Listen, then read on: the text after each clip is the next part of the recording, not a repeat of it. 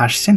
স্বাস্থ্যকর ঝগড়া শুনতে একটু অদ্ভুত লাগতে পারে, তবে বিশেষজ্ঞরা বলছেন যে সঠিক পদ্ধতিতে ঝগড়া করলে সম্পর্ক আরো শক্তিশালী হয়। ঝগড়ার মাধ্যমে একে অপরের অনুভূতি বুঝতে, সমস্যাগুলো তুলে ধরতে এবং সম্পর্কের ভেতরে জমে থাকা ক্ষোভগুলো দূর হতে পারে।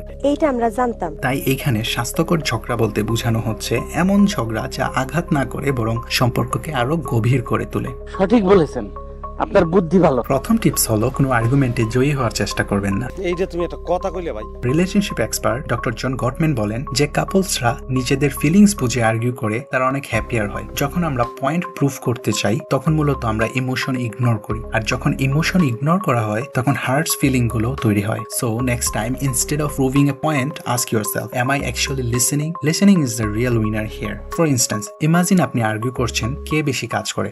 ইনস্টেড অফ সেইং আমি সব কাজ করি, তুমি কিছুই করো না, ট্রাই সেইং তুমি আমার কাজগুলো হেল্প এবং অ্যাপ্রিশিয়েট করলে আমার অনেক ভালো লাগে। Feel the difference? নেক্সট আরেকটা খুব কমন মিস্টেক হলো পুরনো কথা তুলে আনা। রিসার্চ বলছে এক আর্গুমেন্টের মাঝে যদি আমরা পাস্ট ইস্যুগুলো তুলে আনি তখন সেটা বর্তমান প্রবলেমকে আরো কমপ্লিকেটেড করে তোলে।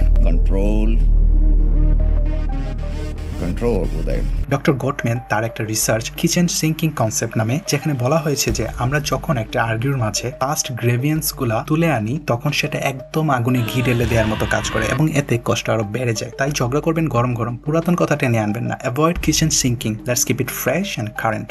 কি হবে সব করে? উপরে আল্লাহ বসে আছেন, উনি সব দেখছেন, ওনার কাছে সব হিসাব হবে।